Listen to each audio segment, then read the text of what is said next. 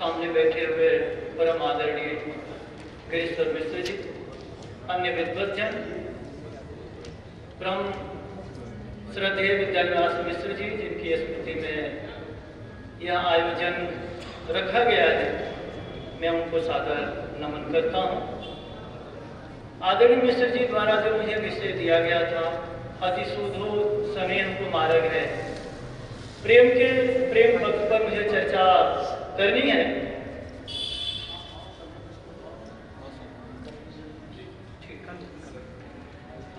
प्रेम रीतकालीन कविता का मुख्य आधार रहा है।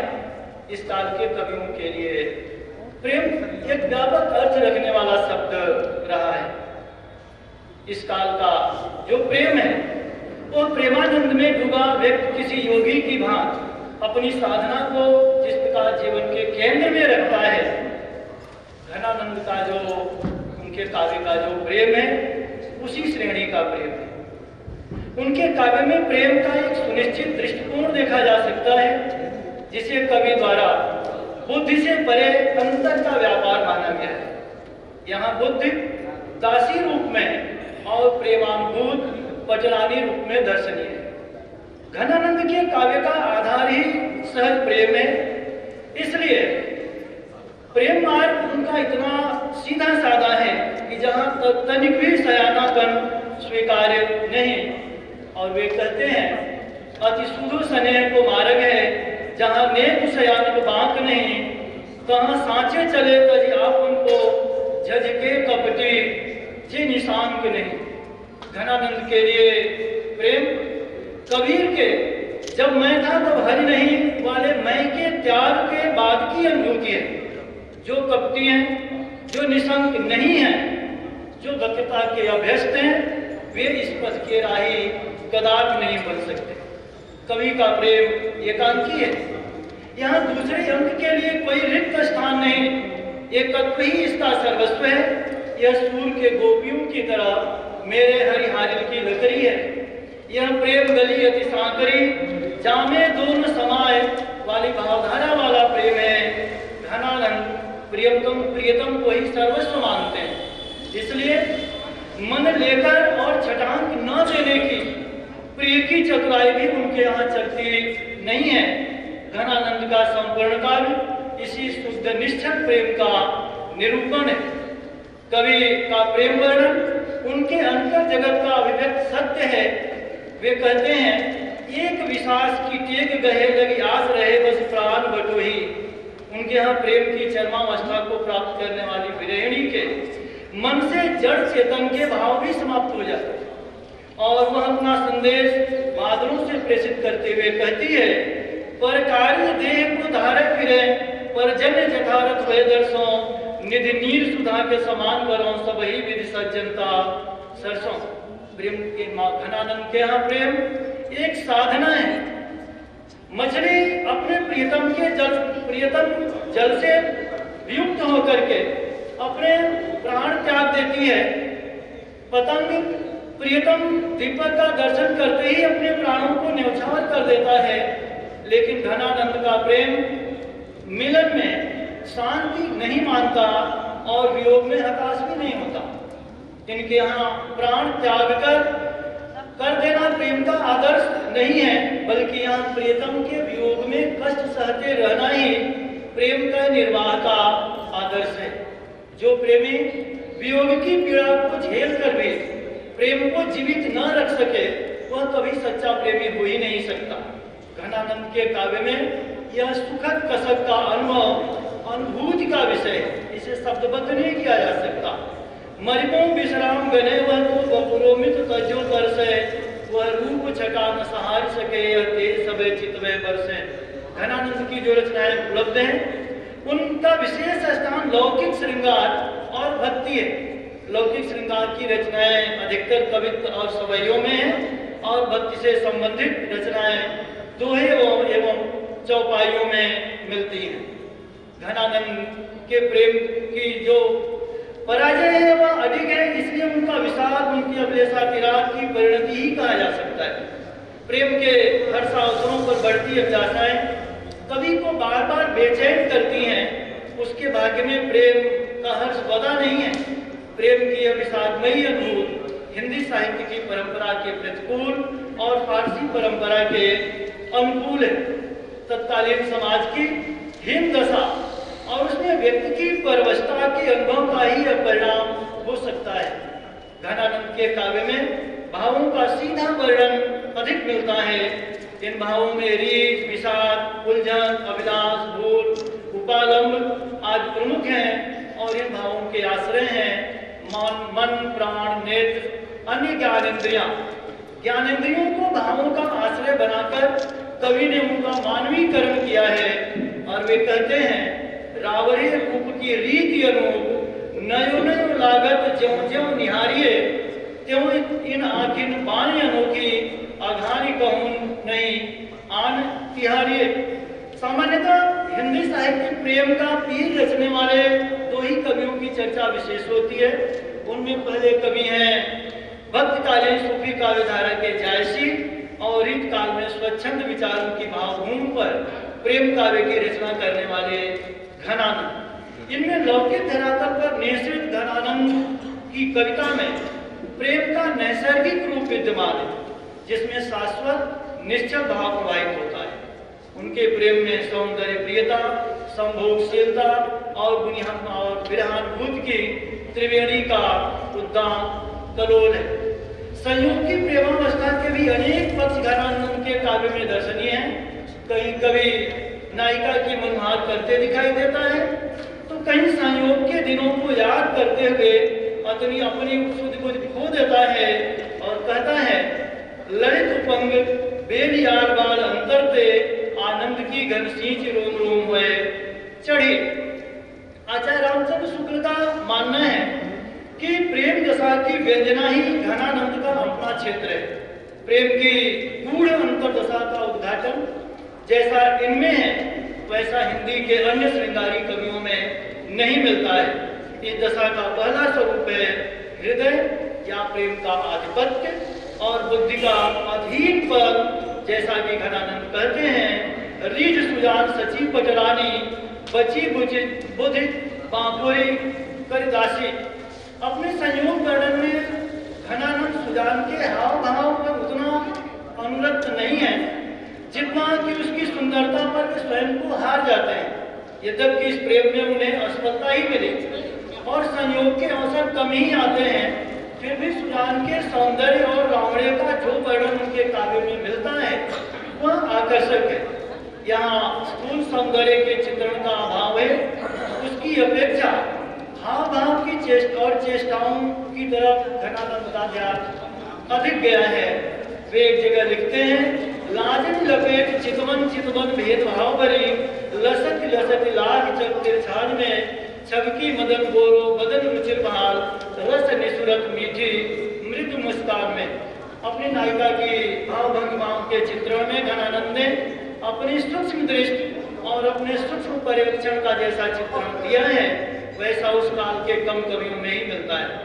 उनके वर्णनों में विविधता भले ही कम मिले परंतु सूक्ष्मता एवं प्रगाढ़ता अधिक मिलती है। नायिका का चित्रण करते हुए वे एक चित्र सा उपस्थित कर देते हैं और कहते हैं निसी देवस खरी हुई माज हरी छवि रंग भरी हुई चाहन की तकी मोरन त्यों चकी ढोरी रहे झरियो ही ढोरन वाहन की। घनानंद के यहाँ संयोग का अवसर मिलने पर भी लंबे वियोग की बेला में ठहरे आंसू वियोगिनी के ही प्रतिबंधित बंदी बन जाते हैं। इन्होंने अपने काव्य में आंसुओं को पूर्ण व्यक्तित्व प्रदान किया।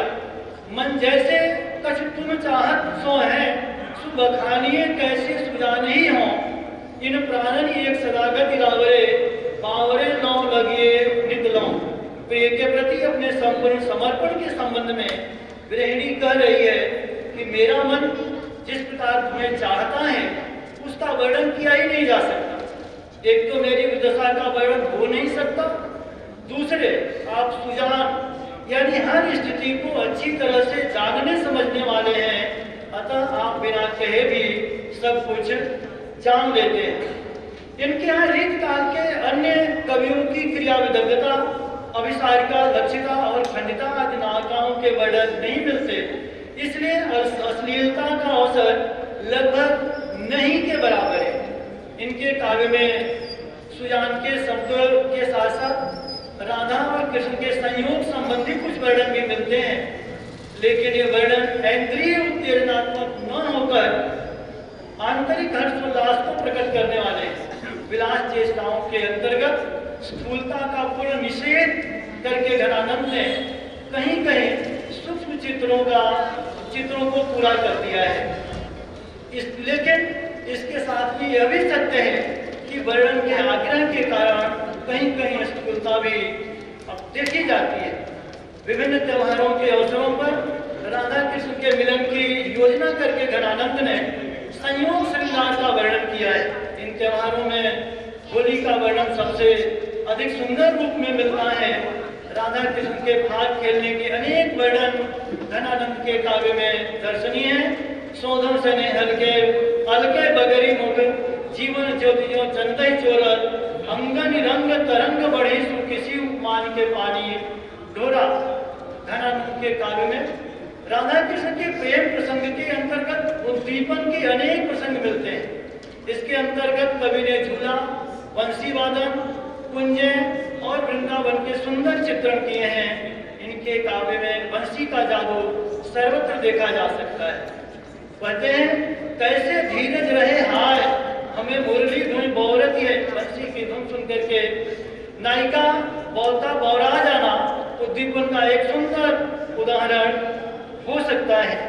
यद्यपि घनानंद के काव्य में संयोग और वियोग दोनों पक्षों को देखा जा सकता है, पर वियोग की अंतर दशाओं की ओर उनकी दृष्टि अधिक गई है।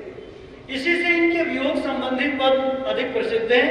वियोग वर्णन भी अधिकतर अंतर्वृत्त निरूपक बाह्यार्थक निरूपक नहीं। घनानंद ने न तो बिहारी की तरह विरल ताप को बाहरी नाप से नापा है, न बाहरी कोई उछल कूद दिखाई है। जो कुछ हलचल है वह केवल भीतर की है। बाहर से वह वियोग प्रशांत और गंभीर है। न उसमें करवटे बदलना आपको मिलेगा, न उनकी नायिका स्टेज पर तपती हुई दिखाई देगी, न उछल कूद कर भागती दिखाई देगी। उनकी मौन मध्य पुकार है। घनानंद अपने प्रिय के मन में करुणा उत्पन्न करने के लिए अपनी दीनहीन दशा का चित्रण भी करते हैं और यह घोषणा करते हैं कि प्रियतम के लिए कठोर से कठोर त्रास सहने को तैयार है। वे कहते हैं आशा गुण बांध के भरोसोधार छाती पूरे पर सिंधु में न बूढ़त सकाए हों दुख तब हर जार अंतर उदेगात रोम रोम त्रासन निरति संचाय हों। घनानंद का वियोग कातर मन समान धर्मा जीवों की स्थिति पर भी विचार करता है, जिसमें वो कहते हैं हीन भय जल मीन अधीन कछा कछमो अकुलानी समान है नील सनेही को लाए कलंक निराश वय कातर त्याग प्रमाण है। घनानंद के लिए प्रेम का पीड़ व्यक्त करने की शब्दों में है ही नहीं, इसलिए अपने मन की दशा का वर्णन करने में उनकी नायिका असमर्थ है, क्योंकि यह पीड़ा किसी अन्य से कहीं जा नहीं सकती। उसके शब्द मन के उस भाव को व्यक्त करने में असमर्थ हो जाते हैं और वह कहती है कहिए कि भांति दशा सजनी यदि ताती कथा रसनाई दस्त है और जो ही है बद घूंट रहो तो दुखी जी क्यों करी ताश सह। या विरहणी अपनी असह वेदना सखी से कह नहीं पा रही है और कहे बिना उसे शांति भी नहीं मिलती। उसकी कथा इतनी तप्त है कि अगर वह कहना चाहती है तो जीभ जल जाएगी, अगर वह कहती है तो उसकी अगर कहे बिना उस पीड़ा को हृदय में ही पी जाऊं तो पचा जाने की कोशिश करूं तो हृदय पहले से ही दुखी है। उस व्यथा को उसके ताप को वह सहन नहीं कर सकेगा। आनंद के घन सुजान की हालत यह है कि ये यहाँ के हित की बात पर कान ही नहीं देते। वहाँ की हालत यह है कि प्रिय के पास से आने वाले उत्तर के पाँव में मेहंदी लगी हुई है, अर्थात वह चल ही नहीं सकता।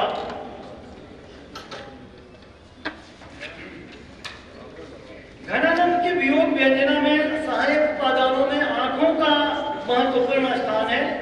आंखों के व्याकुलता की चर्चा घनानंद ने बार बार की है और वो कहते हैं बदरा बरसे ऋतु में गिर के नित ही अखियां भरी बरसें। कहीं कहीं उन्होंने प्रियतम के वियोग में आंसू के भस्मक रोग लग जाने तक की बात कही है और कहते हैं कि देखिए दशा असाध अखियान निपेटन की भस्मी विधा में नितलंघन करती है। वियोग में प्रतीक्षा करने वाली प्रेमिकाओं की अंतर्वृत्तियों के चित्रण में रीत मुक्त कवि विशेष सफल रहे हैं। इनके ऐसे चित्रों में भावप्रत रेखाओं का अंकन जिस सूक्ष्म रीत और कौशल से हुआ है वह निश्चित ही परंपरागत चित्रों से भिन्न है और उसमें सौंदर्य की अपूर्व दीप्ति है। यह दीप्ति वियोगिनी की आभ्यंतरिक चेतना को उभारने में पूर्ण सक्षम है। यहाँ अभिलाषा नीलांकन भांत भरी बरुणी रोमांच का पति है। यहाँ वियोगिनी टकटकी बांधकर प्रीतम की प्रतीक्षा कर रही है और सोच रही है कि प्रियतम का मार्ग कितना लंबा है जिसे वह तय नहीं कर पा रहा है। मेरठ मगहेरत दीठ हिराए गई जब ते तुम आमरी औंधी बदी। घनानंद के संपूर्ण काव्य पर अगर हम एक दृष्टि डालें तो यहाँ प्रेम और भक्ति दोनों का समन्वय मिलता है। संभवतः भौतिक जीवन के अतिशय राग और कृत्रिम दरबारी जीवन की से खिन्न कवि जब वृंदावन पहुंचता है तो बड़े सहज भाव से लिखता है जमुना के तीर के कोलाहल भी ऐसी पावन पुलिन पे पतित पड़ी रही हैं।